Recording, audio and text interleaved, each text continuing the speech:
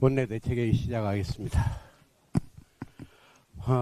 오늘 원내대책회의에 이미자 신임 정책위 의장님께서 오셨습니다. 그리고 우리 부의장님들은 안 오셨구나. 환영의 박수를 부탁드립니다. 우리 이미자 의장님은 노동운동가 출신의 삼선 국회의원입니다. 앞으로 의장님의 역량과 전문성으로 우리 당을 정책정당, 대안정당으로 업그레이드해 주시기를 바랍니다. 임명되시고 챙겨야 할 일들이 많으시겠지만 최근에 정책 이슈가 많아서 우리 의장님께 몇 가지 당부 말씀을 드리겠습니다. 첫째, 최근 대학 수능 선원술형 평가를 두고 학생, 학부모, 교사 그리고 청년들 사이에 우려가 굉장히 많습니다. 이 부분에 대해 우리 이인선 교육위 간사님과 잘 협의하셔서 청소년들과 학부모분들의 걱정을 들어드리는 방향으로 당의 명확한 스탠스를 잡아주시길 당부드립니다. 둘째는 우리 의장님께서 노동 문제에 대해서 경륜이 풍부하신 만큼 노란봉투법에 대한 현장의 목소리를 모아주시고 노사가 현장에서 상생할 수 있는 종합적 대안을 마련해 주시길 부탁드립니다. 셋째, 2년 뒤에 우리 당은 반드시 국회 다수당이 될 것입니다. 그때가 되면 원상태로 되돌려 놓아야 할 시스템 파괴적 악법들이 참 많습니다. 앞서 말씀드린 노란봉투법부터 보안수사권 폐지, 검찰 해체, 방송장악 등 정상복구시켜야 할 악법과 그 대안을 검토해서 이재명 정부표 악법계 리스트를 정리하고 발표해 주시기 바랍니다. 이렇게 몇 가지 부탁을 드렸습니다만 앞으로 의장님께서 당의 정책과 대안 제시에 있어서 과감하게 그리고 적극적으로 이끌어 주시기를 당부드립니다. 지난 19일 미국 트럼프 대통령은 북한이 57개의 핵무기를 보유하고 있다고 언급했습니다. 어제 앙규백 국방부 장관은 북한의 핵무기가 80 내지 100개가 있다고 했습니다. 소량의 차이는 있지만은 이미 북한의 핵무장 능력이 상당히 고도화되었다는 것은 부정하기 어려운 현실로 보입니다. 이렇게 안보 상황이 엄중한데 이재명 대통령은 트럼프 대통령을 향해 한미 연합훈련을 축소하여 한반도 평화체제를 구축하려 했다면서 무려 경의를 표한다고 했습니다. 도대체 어느 나라 군 통수권자가 동맹과의 훈련 일정을 패싱당하고 나서 이처럼 환호작약할 수 있습니까? 게다가 3일 후 이재명 대통령은 광복절 경축사에서 북한에게 당사자 간 종전 논의와 3대 평화 공존과 같은 제안을 했습니다. 회개하기 짝이 없는 대북 스토킹입니다. 북한은 1993년 핵확산 금지조약 탈퇴 이후 일관되게 핵무장 능력을 강화해 왔습니다. 그러나 1998년 김대중 대통령이 햇볕 정책을 선언한 이래 민주당 정권은 항상 평화와 종전을 운운하며 대북 저자세로 일관했습니다. 그 과정에서 심지어 불법적인 대북 송금도 있었습니다. 그 결과 우리 국민은 평화는커녕 북핵의 위협을 머리에 이고 살아가고 있습니다. 2000년 남북 정상회담 직후 김대중 대통령은 더 이상 한반도에 전쟁은 없다고 공언했습니다. 그러나 2006년 북한은 첫 번째 핵실험을 강행했습니다. 지난 30년간 민주당 정권이 북한에게 농락당한 것이 한두 번이 아닙니다. 햇볕 정책, 평화와 번영 정책, 문재인 정부 한반도 정책 등 대통령마다 간판만 바꿔온 민주당의 대북 굴종 정책은 결국 대국민 사기극이었습니다. 이재명 정부와 민주당은 과거 대북 정책의 오류를 인정하고 대북 저자세 기조를 폐기해야 합니다. 안보는 냉혹한 현실에서 출발해야 합니다. 역사상 그 어느 나라도 적에게 구걸해서 평화를 얻은 적은 없습니다. 북핵의 고도화가 현실이 된 지금 우리는 북핵에 맞서서 평화를 도모할 수 있는 강한 힘을 구축해야 합니다. 최근 이재명 정부의 2차 개각에 대한 소문이 무성합니다. 그런데 입각이 거론되는 인사 면면을 보니 우려가 들어서 한 말씀 드립니다. 개각의 목적은 국정기조 전환이어야 합니다. 빈자리 채우기나 자리 돌려막기가 목적이 되는 개각은 실패할 수밖에 없습니다. 우리 당은 그동안 이재명 정부의 국정기조 전환을 위한 인적 쇄신을 여러 차례 요구했습니다. 작금의 대통령 지지율 하락은 야당의 국정기조 전환 경고를 무시하고 잘못된 국정 방향을 고집한 결과입니다. 이재명 정부는 이제 불안한 이념과 실험의 국정에서 검증된 정책에 기반한 상식과 신뢰의 국정으로 기조를 전환해야 합니다. 첫째, 경제정책, 특히 부동산 정책을 그릇된 이념이 아닌 시장 중심 기조로 바꿔야 합니다. 따라서 경제정책의 컨트롤타워 역할을 해온 김용범 정책실장을 비롯해 구윤철 경제부총리 등을 교체해야 합니다. 둘째, 각자의 개인 플레이로 삐걱거리는 외교 안보 라인의 내부 혼선을 정리하고 안보, 국방에 대한 국민의 불안감을 불식시켜야 합니다. 그래서 정동영 통일부 장관과 안규백 국방부 장관은 반드시 경질해야 합니다. 셋째, 이재명 대통령의 재판 취소를 위한 형사사법 시스템 파괴를 중단하고 국민 안전과 범죄 근절을 위한 시스템 보완 대책을 꼼꼼히 마련해야 합니다. 이를 위해 경찰청장을 조속히 임명하여 1년 8개월 넘은 경찰청장 직무대행 체제를 종식시키고 또 20일 넘게 방치하고 있는 구자현 직무대행의 사표를 조속히 수리하여 조직을 안정시킬 검찰총장을 신속히 임명해야 합니다. 장관 몇 명 바꾸는 것보다 국정기조를 바로 세우는 것이 더 중요합니다. 여당에는 이재명 대통령이 원하는 당대표를 세워놓았으니 청와대와 내각만이라도 국민이 원하는 실력 있는 인사로 채워넣길 바랍니다. 이상입니다. 네, 안녕하십니까. 어제 정책위 의장이라는 막중한 소임을 맡고 오늘 처음으로 원내대책회의에 참석했습니다. 원내대표님의 모두 말씀에서 대학 수능 관련 문제점, 노란봉투법 관련 문제점, 그 밖에도 다수의 비정상을 정상화시킬 수 있는 이재명 정권과 민주당의 악법에 관련된 개혁 리스트를 만들라는 당부 말씀을 잘 새기고 우리 의원님들의 지혜와 역량을 한테 모아서 오직 국민과 민생만 바라보며 전력을 다하겠습니다. 그래서 국민 여러분께서 역시 경제는 국민의힘에 맡겨야 안심할 수 있다라고 평가하실 수 있도록 오직 실력과 정책으로 승부하겠습니다. 정책을 말씀드리기 전에 우선 어제 이재명 대통령이 반칙과 불공정, 비정상을 없애겠다는 말씀을 하셨는데 하나 짚고 넘어가겠습니다.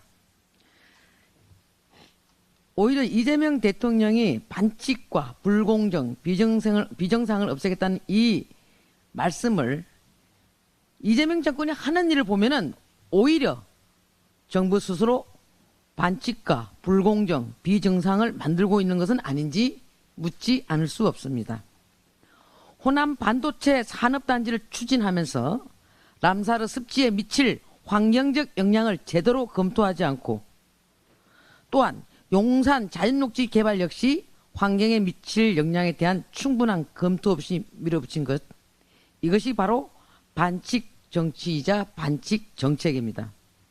또한 성실하게 살아온 1가구 1주택자에게 세금 폭탄을 안기는 것, 이것이야말로 불공정 정치입니다. 집 한 채 가진 국민을 투기꾼처럼 취급하고 징벌적 세금을 매기는 것이 어떻게 공정할 수 있겠습니까? 반도체 산업단지를 돌릴 전력은 어디서 가져올지, 필요한 송전망은 어떻게 구축할지 제대로 된 대책도 없이 호남 반도체부터 밀어붙이는 것, 이것이야말로 비정상 정치입니다. 이에 국민의힘이 바로잡겠습니다. 반칙은 바로잡고 불공정은 걷어내고 비정상은 정상화하겠습니다. 상식과 원칙이 바로 서는 대한민국을 만드는데 국민의 모든 정책을 쏟아붓겠습니다. 먼저 부동산 문제부터 말씀드리겠습니다. 용산공원에 아파트만 지으면 이재명 정권의 부동산 정책 실패가 해결됩니까? 정부는 아직도 부동산 정책이 왜 실패했는지 모르고 있는 것 같습니다. 주택 공급은 땅 하나 찾아서 아파트 몇 채 짓는다고 끝나는 일회성 이벤트가 아닙니다. 주택 시장은 수요와 공급의 원칙에 따라 움직입니다.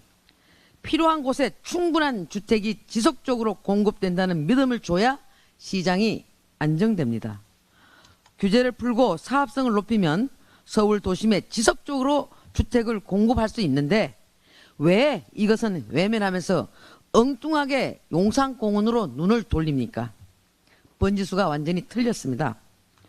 용산공원을 국가공원으로 보존하겠다며 특별법까지 만든 것이 과거 민주당 정권입니다. 심지어 토양 오염을 이유로 공원 개방을 반대했다는 것도 민주당입니다. 김민석 대표 잘 알고 있을 것입니다. 공원으로 개방하는 것이 위험하다면서 사람이 사는 것은 괜찮다는 것입니까? 정책 원칙과 환경 기준 필요할 때마다 손바닥 뒤집듯이 바꿔서는 안 됩니다. 이것이야말로 전형적인 내로남불입니다.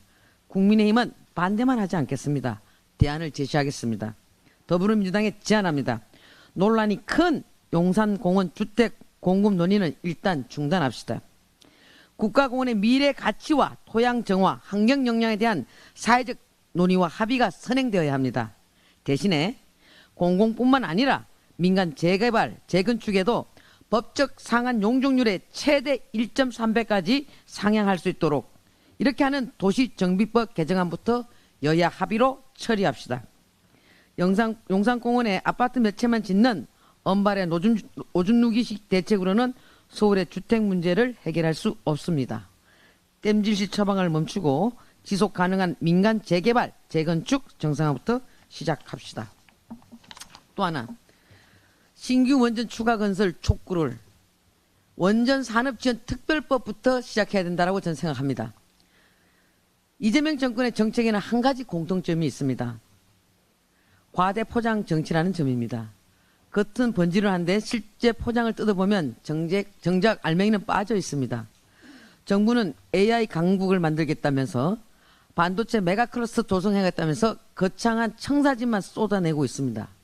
그런데 정작 공장과 데이터 센터를 돌릴 전기는 도대체 어디서 가져오겠다는 말입니까? 정부가 어제 공개한 전력 수요 재전망 결과는 아주 충격적입니다. 불과 넉 달 만에 2040년 최대 전력 수요 전망치가 26.8기가와트로 폭증했습니다.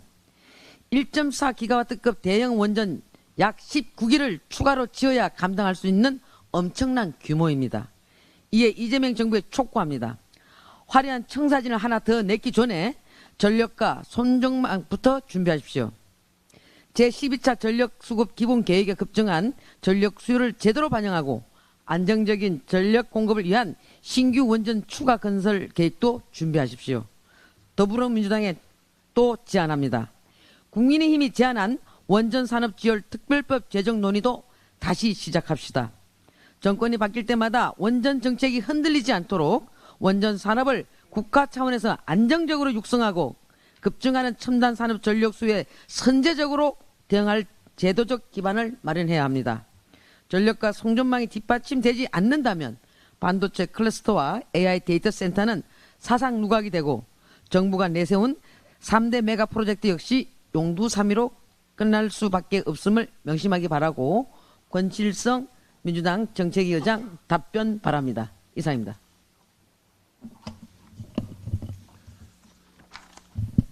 우리 이미자 정책위 의장님 취임을 진심으로 축하드립니다.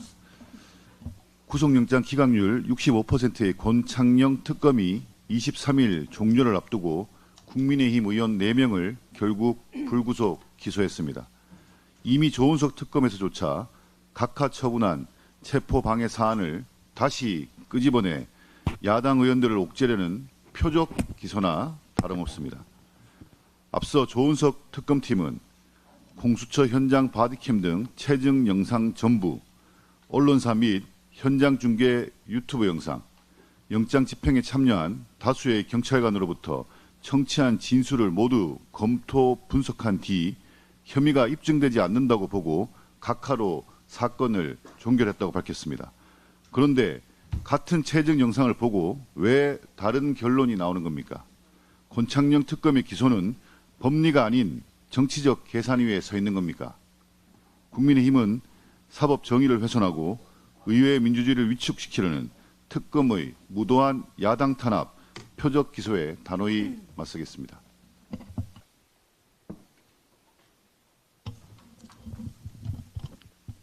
예, 원내 운영수석 부대표입니다. 이재명 대통령과 민주당 인사들의 내로남불이 어제 오늘 일도 아니지만 문화예술체육계의 이재명 정부의 노골적인 코드 인사, 낙하산 인사가 도를 넘고 있습니다. 민주당 김민석 당대표는 과거 SNS에 윤석열 정부 인사를 비판하며 586과 민변 대신 서울법대 엘리트 검사로 요직을 채운다면 코드 인사라는 1차원적 비판을 넘어 철학적 근본 문제까지 이야기해 정권의 도덕적 기반을 파고드는 곰팡이가 될 것이라 비판했습니다. 그러던 김민석 대표가 권력을 잡자 언제 그리 나는 듯이 자신의 사람을 요직에 안치를 하고 있습니다. 문체부 산하체육진흥공단 상임감사에 김민석 대표의 후원 회장을 24년까지 맡았고 미국 유학 당시에는 학비와 생활비까지 지원했던 대한체육회 강신성 부회장이 체육진흥공단 상임감사에 신청을 했고 최종 5배수에 포함되었다고 합니다. 강신성 부회장은 이재명 후보 중앙선대위 직능본부장을 지냈고 과거 김민석 당대표의 정치자금법 위반 사건 당시 불법 정치자금을 건넨 핵심 공여자 중 한 사람입니다. 이러한 사람이 직원이 1,500명에 가깝고 3조 규모의 예산을 운용하는 체육진흥공단의 상임감사에 어떠한 적합한 전문성을 가지고 있는지 매우 의아합니다. 또한 언론에 따르면 강신성 부회장은 대한봅슬레이 스켈레톤 연맹 부회장 인사에도 개입해서 불법 스포츠 도박 운영 혐의로 징역 1년에 집행유예 2년을 받은 조폭 출신을 추천해서 최근 논란까지 된 인물입니다. 불법 스포츠 도박을 감시하는 체육진흥공단 상임감사에 스포츠 도박장 개설 혐의로 유죄를 받은 사람을 추천한 인사가 지원하는 것 자체만으로도 매우 부적절한 거 아니겠습니까? 고양이한테 생선을 맡기는 꼴입니다. 이쯤 되면 이재명 정부의 문화예술체육계의 도덕적 기반을 파고드는 곰팡이를 김민석 당대표가 만들고 있는 거 아닙니까? 이재명 정부의 문화예술체육계 코드인사, 보건인사는 이미 수차례 자행되었습니다. 대표적으로 한국문화관광연구원장에 이재명과 떡볶이 먹방으로 유명한 한교익을 임명하였고 국립정동극장 대표에 이재명 대선 후보 지지 및 친명 유튜브 채널을 운영한 개그맨 서승만 씨를 임명했습니다. 이러한 인사에 대해 진보 성향의 시민단체인 문화연대마저도 공공성이 높은 조직의 기관장 인사가 명확한 기준과 절차도 없이 이루어지면서 현장의 신뢰를 크게 훼손하고 있다 비판했습니다. 정치가 예술을 지배하는 순간 예술은 권력의 선전 도구로 전락하며 그 피해는 오롯이 예술인과 국민에게 돌아갑니다. 이재명 대통령과 김민석 당대표에게 촉구합니다. 더 이상 예술과 체육을 정치인의 놀이터와 도구로 만들지 마시고 전문성과 능력을 겸비한 인재를 등용하시기 바랍니다. 이재명 대통령은 취임하자마자 민생 추경 31조 7,900억 정도를 편성해서 12조 1,700억 정도를 소비 쿠폰으로 뿌렸습니다. 올해는 미국 이란 전쟁을 명분으로 또다시 26조 2천억 규모의 추경을 편성해서 고유가 피해 지원금 4조 8천억 원, 소상공인 긴급자금 등에 3천억 원을 살포했습니다. 그 결과는 어떻습니까? 이재명 정부는 경기가 살아나고 자영업자는 매출이 증가했다고 자화자찬하지만 현실은 폐업률이 9%를 넘어서서 자영업 폐업자가 100만 명 시대를 열었습니다.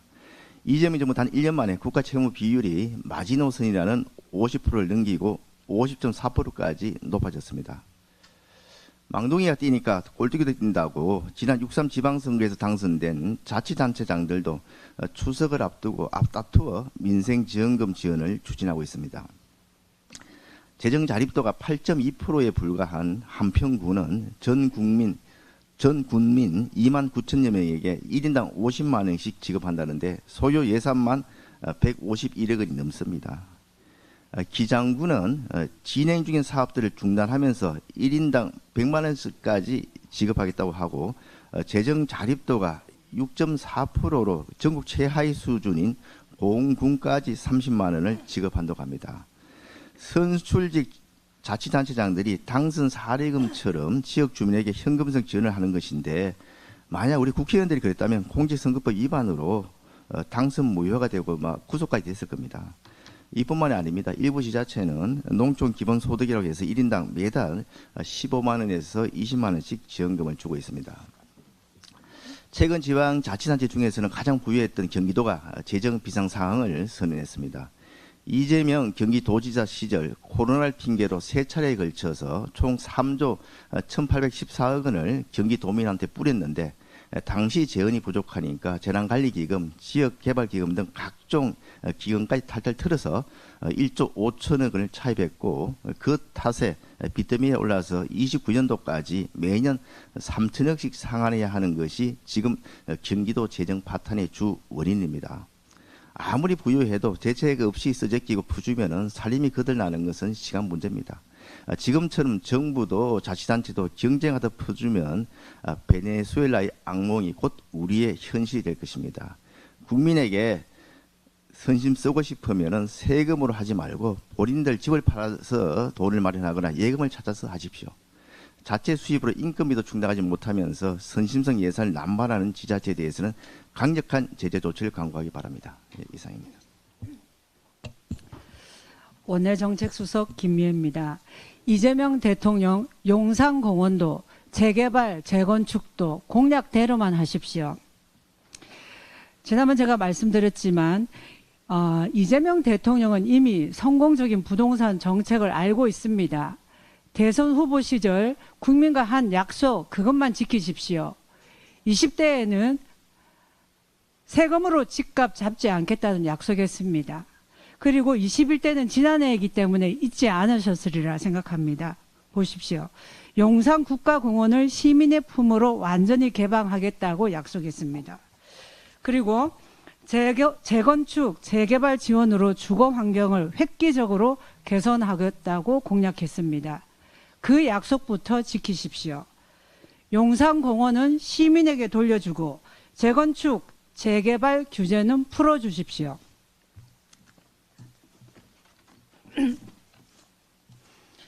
경찰 스스로 없앤 골든타임 보안수사권을 다시 살려야 합니다. 제주에서 지난 5월 30대 여성이 실종됐습니다. 최초 실종 신고를 받은 담당 경찰관은 실종 여성과 연락이 닿았다.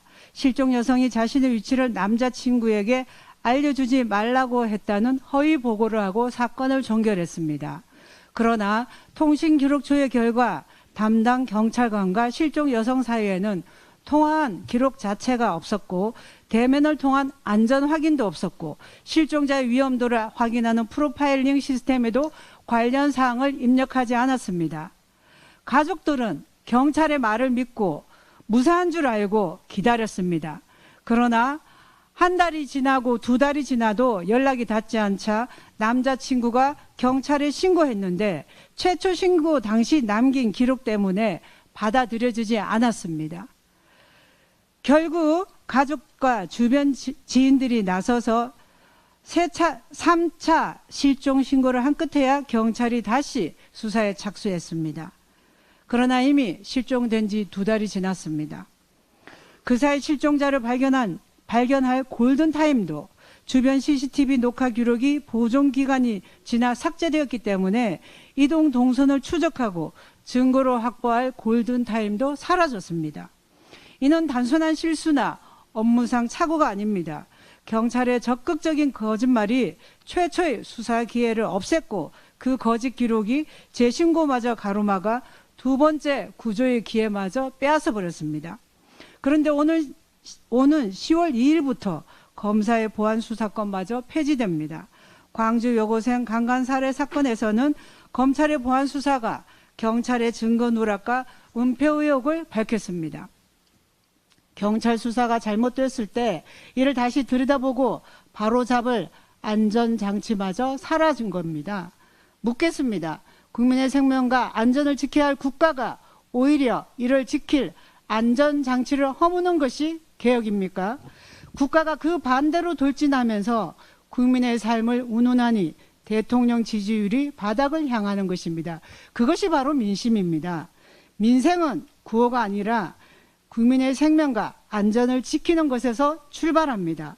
보안수사권 폐지를 즉각 철회하십시오. 예, 혹시 상임위 회의 때문에 먼저 발언해야 되실 분? 네, 보건복지위원회 간사 백종원입니다. 오늘 국민연금 기금 운영의 원칙과 투명성 문제에 대해 말씀드리겠습니다.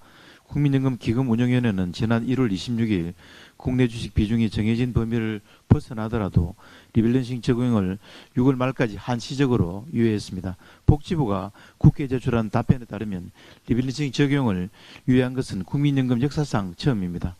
리밸런싱은 특정 자산에 투자가 지나치게 쏠리는 것을 막는 국민연금의 기금 운영의 기본 원칙이자 안전장치입니다. 당시 리밸런싱 허용 범위를 넓히는 방안도 함께 검토된 것으로 확인됐습니다.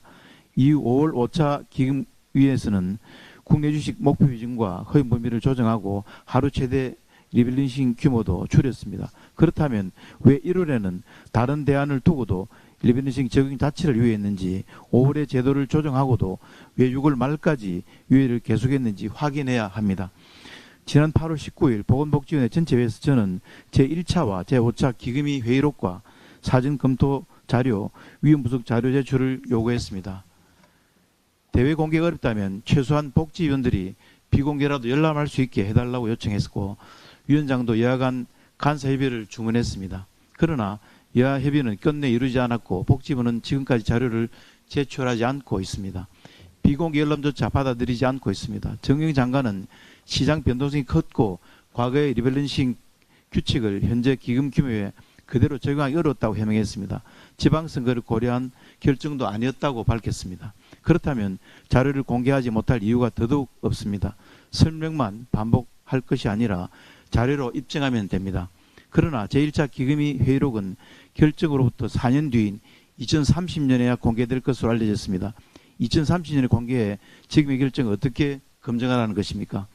외국계 투자은행 바클레이스는 기존 원칙대로 리밸런싱이 이루어졌다면 5월 말까지 최대 130조 원의 국내 주식이 매도될 것으로 추정했습니다. 또한 이번 유예로 국민연금이 시장의 안전장치가 아니라 증폭기 역할을 했고 기금의 위험 한도 초과 가능성도 높아졌다고 분석했습니다. 이상입니다. 예, 법사위 간사 박형수 의원입니다.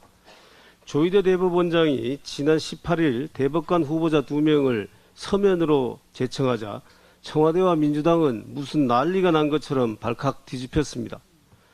민주당 김민석 대표는 최고위원회에서 대법원장에 대한 존칭까지 생략한 채 8분간 해방 이후 최악의 대법원장, 최악의 법기술자라며 사퇴를 요구했습니다. 또한 대통령 패싱이라는 말도 나왔습니다. 그러나 이틀 전 국회 법제사법위원회에서 확인된 사실은 정반대였습니다. 노경필 법원행정처장은 대법원장이 대통령 면담을 요청했지만은 청와대가 만남의 기회를 주지 않았다라고 진술했습니다. 그리고 서면 제청이라는 방식 자체를 청와대 민정수석과 협의해서 합의했다는 취지로 말했습니다. 면담을 요청한 것은 대법원장이고 만나주지 않은 것은 대통령이었는데도 청와대 패싱입니까? 서면으로 제청하는 것에 대해 청와대와 합의했는데도 대면 제청이 아니라면서 패싱 운운하는 것입니까? 청와대에 묻습니다. 대법원장이 요청한 면담을 왜 받아주지 않았습니까? 민정수석이 서면 제청 방식에 합의한 것이 사실입니까? 아닙니까? 민주당에 묻습니다. 불과 나흘 전인 8월 16일 민주당 법사위원들은 대법관 제청을 미루는 것이 직무유기라는 입장문을 냈습니다. 지금이라도 당장 대법관을 제청하라고 했습니다. 그런데 대법원장이 제청을 하자 이번에는 패싱이라며 사퇴하라고 합니다.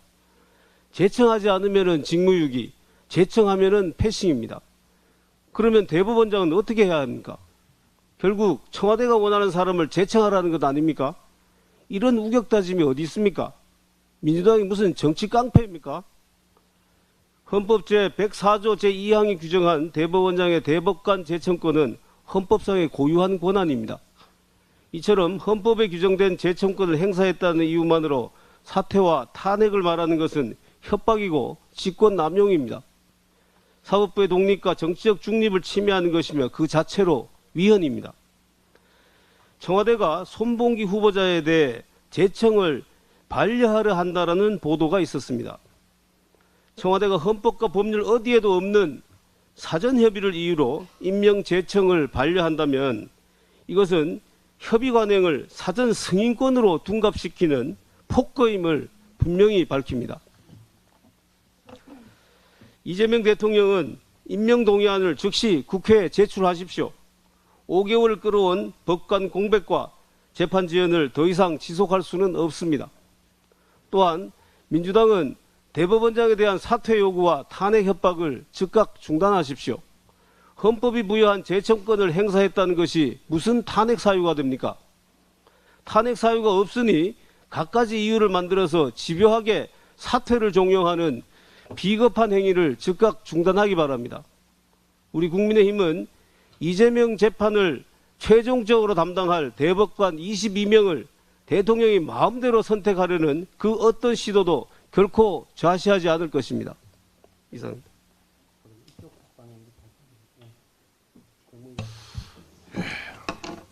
정무위 간사 서일준 의원입니다. 지금 경남 거제와 통영 시민들은 기록적인 폭우로 삶의 터전을 잃고 하루하루 힘겨운 복구 작업을 이어가고 있습니다. 산사태로 소중한 생명을 잃었고 아직도 수많은 주택과 상가가 침수되어 있습니다. 도로가 파손되고 하천은 유실되었으며 단수와 정전이 이어지고 집으로 돌아가지 못한 주민들은 임시 대피 시설에서 생활하고 있습니다. 이재명 대통령도 지난 17일 거제의 폭우 피해가 우려된다며 관계부처의 신속한 조치와 선제적 대응을 주문했습니다. 그런데 정부의 대응은 말뿐입니다. 여전히 정부는 거제 통영에 대해 특별재난지역 선포를 검토하겠다고만 하고 있습니다. 피해 주민들에게는 하루하루가 절박한데 정부의 결정은 검토 단계에 머물러 있습니다. 그런데 지난 19일 이재명 대통령은 무엇을 하고 있었습니까? 김인석 민주당 대표와 정청래, 송영길 의원, 한병도 원내대표 등과 만찬을 가졌습니다. 지금 대통령이 가장 먼저 챙겨야 할 것이 민주당의 화합입니까? 수해로 삶의 터전을 잃은 국민의 눈물을 닦아주는 것이 먼저 아닙니까? 수해 현장에서는 시민들이 밤새 흙탕물을 퍼내고 있습니다. 집으로 돌아가지 못한 시민들은 뜬 눈으로 밤을 지새고 있습니다. 생업을 잃은 소상공인들과 자영업자들은 막는 사실에 있습니다. 하지만 그 시각 이재명 대통령은 당의 화합을 이야기하고 있었습니다. 대통령이 챙겨야 할 우선순위가 뒤바뀌었습니다. 민주당의 화합을 다지는 것이 수해로 무너진 국민의 일상을 회복하는 것보다 시급한 일입니까? 지금 국민들이 대통령에게 바라는 것은 위로의 말도 관계 부처에 대한 지시도 아닙니다. 정부의 신속한 결정과 실질적인 지원입니다. 당내 화합을 챙기는 속도만큼 수해 피해 국민의 눈물도 챙겨주시기 바랍니다. 다시 한 번 더 거제 통영에 대해 특별재난지역 선포를 촉구합니다. 이상입니다.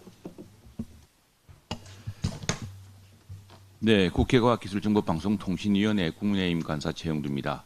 국회 과학기술 원자력 우주항공소위원장으로서 요즘 우리나라에서 벌어지고 있는 일을 보면서 천동설과 지동설을 다시 떠올립니다. 과학기술을 모르는 시대에는 천동설로 세상을 거꾸로 해석했습니다.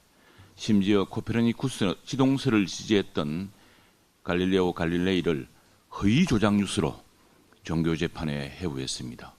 그래도 지구는 돌고 있었습니다. 지금 우리나라에 새로운 천동설이 활개치고 있습니다. 반도체는 미국에 팔아야 하는데 호남 반도체 지키기 위해서 주한미군 철수하려고 합니다. 80년대 대학생들이 미국을 광주 학살 주범이라면서 미 문화원을 점거하고 주한미국 대사관제에 침입했고 아직도 우리나라가 미국의 신식민지라는 사람들이 허위 조작 뉴스를 처벌하는 대한민국에서도 엄연히 존재하고 있습니다. 진실을 살펴보니 1980년 신군부에게 사형 선고를 받은 김대중 대통령 구명을 위해서 레이건 행정부는 첫 국빈 방문으로 전두환을 초청했습니다. 5.18 광주 민주화운동 당시 그렇게 인권을 따지던 카터 행정부는 한국 신군부의 12.12 쿠데타 출동을 막지 못했고 5.18 출당도 막지 못했습니다. 그 배경에는 이란 혁명 이후 테헤란의 미국 대사관 외교관들이 전원 인질로 붙잡혀 있는 참혹한 사태가 있었습니다. 신군부의 출동에 북한이 남침 기회로 오판할까 봐 미국이 전전긍긍했던 시절이었습니다. 공교롭게도 지금 다시 미국이 이란과의 전쟁에서 수렁에 빠졌습니다. 트럼프 대통령이 이란 비핵화 도와달라고 한국에 요청했는데 거절당했다며 한국 정부의 절망감을 공개적으로 표출했습니다. 그런데 우리 정부 당국자들은 미국의 결단을 환영한다고 합니다. 우주와 지구가 한국을 중심으로 도는 신천동설의 시대에 이 사람들은 눈 가리고 살고 있습니까? 이제는 코페르니쿠스의 대전환을 생각해야 할 시대입니다. 서울의 우물에서 세상을 바라보고 북한만 견눈질하는 천동설로는 안 됩니다. SK 하이닉스가 일본에 투자를 계획하고 있답니다. 미국은 우리 반도체 기업 투자를 촉구하고 있습니다. 일본 정부가 기업의 초과 근무 규제를 대폭 완화하기로 했습니다. 인공지능 시대를 맞아 연구개발을 독려하고 기업들이 생산량을 확대할 수 있도록 월 100시간까지 초과 근무를 허용하는 것입니다. 호남 반도체 메가 프로젝트의 이 엄중함을 정부 여당이 깨닫기 시작한 것은 다행스러운 일입니다. 탈원전, 신재생, 흑백론자였던 이 정부의 당국자들이 3대 메가 프로젝트 가동된 원전 17기 전력이 추가로 필요하다고 밝혔습니다. 정부는 반도체 메가 프로젝트 조성 계획을 설명할 때 대만을 유사 사례이자 모범으로 여러 차례 얘기했습니다. 하지만 한국과 대만은 반도체 산업의 역사와 성장 과정이 확연히 다르고 거기에 따라서 어떻게 대한민국을 반도체 클러스터 전국 기주로 만들 것인가에 대한 전략도 달라집니다. 며칠 전 한국일보 심청 보도를 통해 잘 드러났습니다만 대만의 경험에 따르면 호남의 경우는 용수 전력 입지민에서 대만의 자이형과 비슷합니다. 여기에 대만은 후공정 폐업을 키웠습니다. 전력과 용수가 풍부하고 기존 산업시설이 있던 카오슝은 메모리 폐업 거점을 키웠습니다. 우리 대한민국으로 치면 그곳은 어디입니까? 대한민국의 카오슝은 어디입니까? 우주와 지구를 중심으로 우리 전략을 다시 짜는 코페르니쿠스의 대전환이 필요합니다.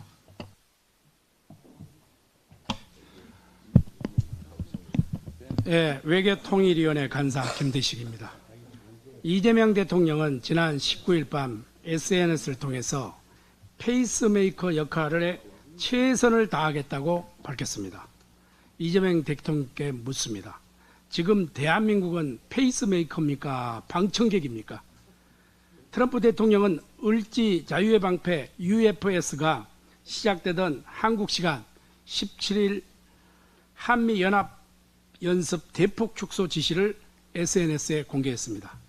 조현 외교부 장관, 안규백 국방부 장관은 19일 국회에서 해당 지시의 구체적인 내용을 사전에 알지 못했다고 답변했습니다. 합참은 미국 측 제안으로 27일까지 예정되었던 UFS를 21일까지로 단축한다고 발표했습니다. 이미 시작된 전국급 한미연합연습이 미국 측 요청으로 단축된 것은 전례가 없는 사상 초유의 일입니다. 더 당혹스러운 것은 대한민국 정부의 반응입니다. 조현 장관은 항의할 사안은 아니다라고 생각한다고 했고 이재명 대통령은 트럼프 대통령의 경의를 표한다 이렇게 발표했습니다. 미국 상원에서는 민주공화 양당 의원들이 UFS 축소 철회를 요구했습니다.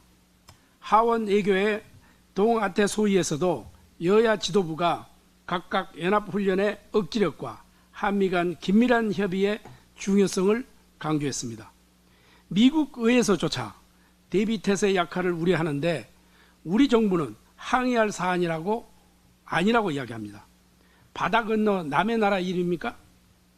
월스트리트 저널은 한국 시간 19일 11월 중국 선전 에이펙을 계기로 한 북미 정상회담 추진 가능성을 보도했습니다. 조현 장관은 같은 날 미국 측에 우리 입장을 전달했지만 당시까지 회신을 받지 못했다. 그리고 북미 접촉 현황도 문의를 해둔 상태다. 이렇게 답했습니다. 트럼프 대통령은 한국 시간 20일 연내 해동 의사를 직접 밝혔습니다. 훈련 축소는 SNS를 확인하고 북미 대화는 언론 보도한 뒤 현황을 문의한 셈입니다. 이래서야 페이스메이커라고 할 수 있겠습니까? 방청객으로 밀려나고 있는 것 아닙니까?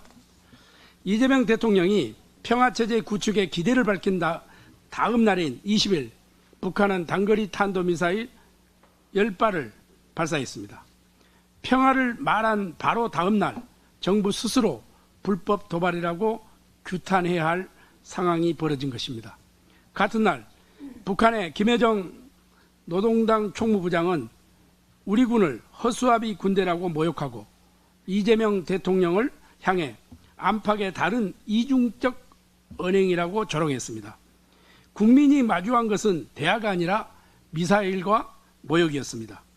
강한 동맹은 핵심 안보 현안을 상대국 대통령의 SNS를 통해서 먼저 확인하고 그렇게 하는 관계가 아닙니다. 페이스메이커 뒤에 박수만 치는 방청객이 아닙니다. 이재명 정부는 사전 조율과 협상력으로 방청객이 아닌 당사자로서 대한민국의 자리를 지켜야 합니다. 경제는 먹고 사는 문제지만 안보는 죽고 사는 문제입니다. 한미 동맹은 절대 흔들려서는 안 되겠습니다. 우리 국민의힘은 이러한 전체적인 현안 문제를 가지고 꼼꼼히 따지도록 하겠습니다. 이상입니다. 예, 행안위 간사 강명구입니다. 개정 형사소송법 시행이 40여일 앞으로 다가왔습니다. 검찰의 보안 수사가 폐지되면서 경찰의 사건 처리와 수사의 완성도를 둘러싼 우려가 제기되고 있습니다. 그 중에서도 가장 걱정이 되는 것은 사건 암장입니다. 우리 존경하는 김미애 정책수석 부대표께서 먼저 언급하셨는데 너무나도 중요한 사건이기 때문에 다시 한번 지적하도록 하겠습니다. 제주도에서 30대 여성이 실종된 지 석 달이 넘었다고 합니다. 5월 15일 신고를 받은 담당 경찰관은 통화 기록조차 없었지만 실종자와 연락이 다 안전을 확인했다는 취지로 보고한 뒤 사건을 종결했습니다. 가족이 다시 신고하려 했지만 그 잘못된 기록 때문에 접수조차 되지 않았습니다. 거짓 보고가 드러난 것은 이틀 뒤 친척의 신고에 의한 것이었습니다. 내부 감찰도 아니었습니다. 이번 사건은 민주당이 후속 입법으로 추진 중인 7대 범죄 정권 송치에도 해당하지 않는다고 합니다. 담당 경찰관의 직무유기 혐의가 확인되면 그 부분은 검찰로 넘어가겠지만 실종 사건 자체는 송치 대상이 아닙니다. 경찰이 종결하면 그것으로 끝입니다. 피해자 가족이 나서지 않으면 묻힐 수밖에 없는 그런 구조입니다. 경찰관 가족이 연루된 사건은 상피제를 시행한다고 하고 또 내부 비리 수사대도 만들겠다고 합니다. 경찰이 통제 방안을 마련하고는 있지만 실효성이 있을지는 의문입니다. 사건 문의와 사적 접촉 금지를 행동 강령에 명문화하고 징계도 강화하겠다고 합니다만 국민의 불안은 여전히 가시지 않고 있습니다. 이 모든 것이 결국 제 식구를 제가 감시하는 구조이기 때문입니다. 지난달 전수조사에서 확인된 바와 따르면 실제로 가족이 연루된 사건이 117건인데 감찰 조사가 이루어진 건은 단 한 건뿐입니다. 검사가 재수사를 요청했는데 담당 경찰관이 1년 3개월 동안 방치해서 공소시효가 지나간 사건도 있었습니다. 그 처분은 가장 가벼운 견책이었습니다. 이런 상태로 통제가 되겠습니까? 큰 힘에는 큰 책임이 따릅니다. 커진 권한에는 그만한 견제가 따라야 합니다. 불송치와 종결 사건을 외부에서 검증하는 절차, 재수사 요구의 실효성을 높이는 현실적 방안, 그리고 늘어난 사건을 감당할 인력과 예산, 이것들이 갖춰지지 않는다면 그 대가는 반드시 국민들이 치르게 될 겁니다. 국민이 굳게 신뢰할 수 있을 정도로 수사의 전문성을 한층 더 높이고 통제 시스템의 수준을 강화해 줄 것을 정부와 경찰에 촉구합니다. 네, 국민의힘 원내부대표 서명옥 의원입니다. 어제 20일 날짜로 종합부동산세법 개정안의 입법 예고가 마감되었습니다. 불과 3주가 채 되지 않은 기간 동안에 8,100건이 넘는 국민의 목소리가 접수되었습니다. 그중 종부세법과 단 한 목에만 5,500건의 이상의 의견이 폭주하였습니다. 숫자가 말해주는 민심은 명확합니다. 이번 세제 개편에 대한 국민의 우려와 불만이 이미 임계점을 넘었다는 방증입니다. 국민이 요구하는 것은 특혜가 아닙니다. 상식과 형평에 맞는 공정한 과세입니다.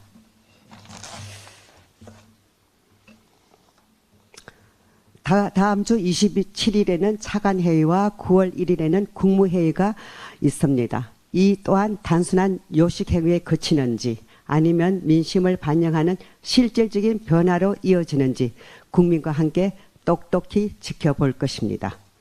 우리 국민의힘은 국회 심의 과정에서 8,100건의 막중한 민심을 이중표 삼아서 정부 세제 개편안의 허구성을 철저히 검증하고 정교한 정책 대안으로 반드시 바로잡도록 하겠습니다. 이상입니다. 네, 재경이 간사 배준영입니다. 우리 존경하는 서명옥 의원님이 말씀하시는 내용 재경에서 잘 챙기도록 하겠습니다. 어제 구윤철 경제부총리는 국유재산정책심의위원회에서 유휴부지에 대한 주택 공급 대책을 밝혔습니다. 긍정적인 측면도 없지는 않지만 우려가 많습니다. 여전히 닥치고 입주하라는 정책입니다. 이젠 청년 기숙사 2,000호 등을 공급해서 들어가랍니다. 유유지라는 안 쓰는 땅에 절차를 단축해 제공하라는 것이 핵심입니다. 기숙사라고 하는데 좋은 위치에 원하는 품질의 기숙사를 만들기 바랍니다. 이재명 정부는 그간 호텔, 사무실, 상가, 그리고 심지어 공장인 지식산업센터를 개조해 입주하라고 했습니다. 청년 미래 보금자리로는 빌라 등 비아파트만 혜택을 주고 닥치고 입주하라고 했습니다. 여기서 궁금합니다. 청년 기숙사의 청년도 마찬가지로 39세 이하입니까? 기숙사도 좋습니다. 하지만 청년들은 말하고 싶습니다. 기숙사보다는 집을 주세요. 수요자는 생각을 안 합니다. 펠버스 논란처럼 그냥 공급하기 쉬운 방법입니다. 지난 14일 한 금융위 관계자가 수요 없는 공급해도 된다라는 말을 했는데 이재명 정부의 생각을 읽을 수 있습니다. 어제 민주당은 본회의 날이자 을지훈련이 있는 날인데도 재경이 전체회의를 잡아 일방적으로 진행했습니다. 결국 오전 한두 시간 만에 끝내버렸습니다. 우리 국민의힘은 기자회견을 통해 소위도 구성 안 한 상황에서 그런 일방통행식 회의에 들러리 설 수 없음을 명확히 했습니다. 정부 여당은 세제 개편안도 졸속인데 상임위 회의도 꼭 닮았습니다. 세제 개편의 부작용이 벌써 나타납니다. 강남의 고가주택을 누른 수요가 상대적으로 저렴한 주택으로 옮겨가면서 중산층과 서민이 사야 할 집값을 밀어올리는 풍선 효과가 나타났습니다. 집값을 잡기는커녕 그 부담만 강북과 서민에게 떠넘긴 것입니다. 왜 민주당은 재경위를 전쟁터로 만듭니까? 민주당에게 경고합니다. 그런 꼼수로 야당 의원들의 질타는 피해갈 수 있을지 몰라도 국민의 심판은 피해갈 수 없을 것입니다. 네, 이상입니다.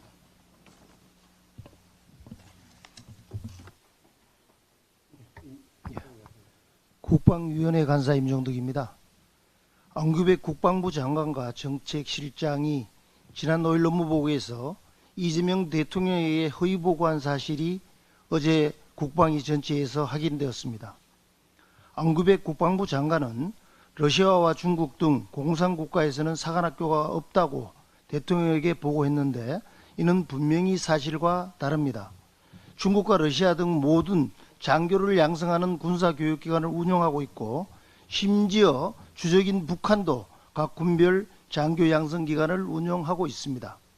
더욱 심각한 것은 어제 국방위 전체회의에서 대한민국 국방부 장관이 주적인 북한의 장교 양성체계조차 답변하지 못하는 모습을 보였습니다. 해외 사례도 국방부 주장을 뒷받침하지 못합니다.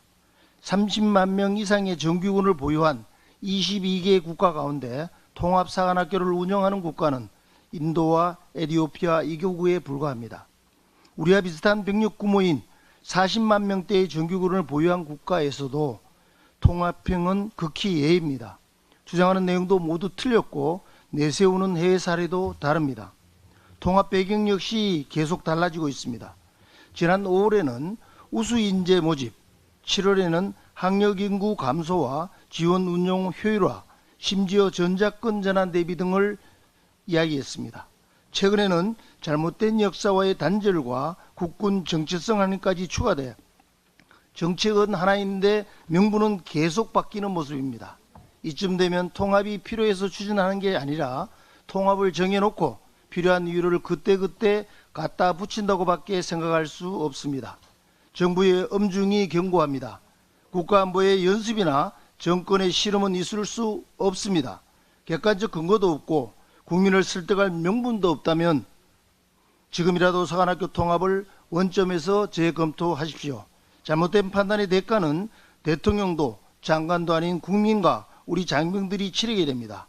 정부가 끝내 졸속 통합을 강행한다면 우리 국민의힘은 누가, 왜, 어떤 근거로 우리 군의 백년대계를 훼손하려 하는지 끝까지 밝히고 반드시 그 책임을 묻겠습니다. 이상입니다.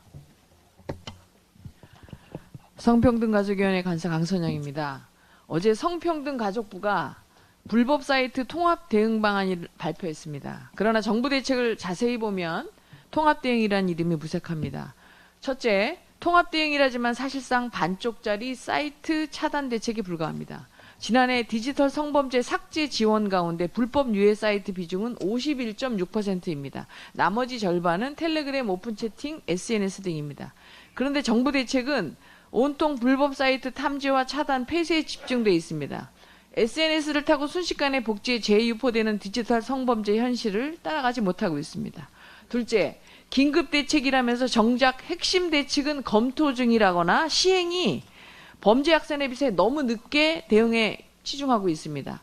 불법 사이트 개설제는 검토, 상시 대응체계는 27년부터, 디지털 성범죄 전담 대응체계와 특별법은 중장기 추진입니다.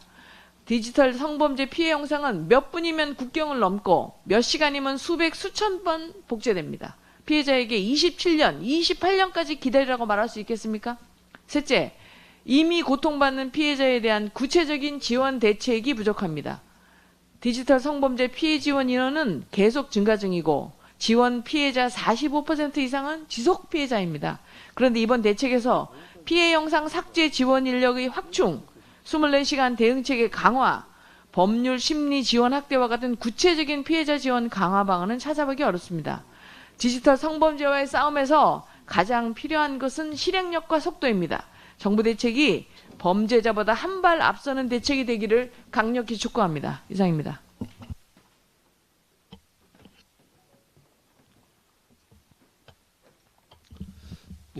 정보위원회 감사합니다. 어제 경찰에 따르면 지난 2월 청와대 고위급 인사의 개인정보가 해킹으로 탈취된 사실이 확인됐습니다. 이와 함께 지난 4월에는 국내 언론사와 병원 등 민감정보를 취급하는 기관 102곳이 북한과 연계된 곳으로 추정된 해커 조직의 공격을 받은 사실도 또한 확인됐습니다.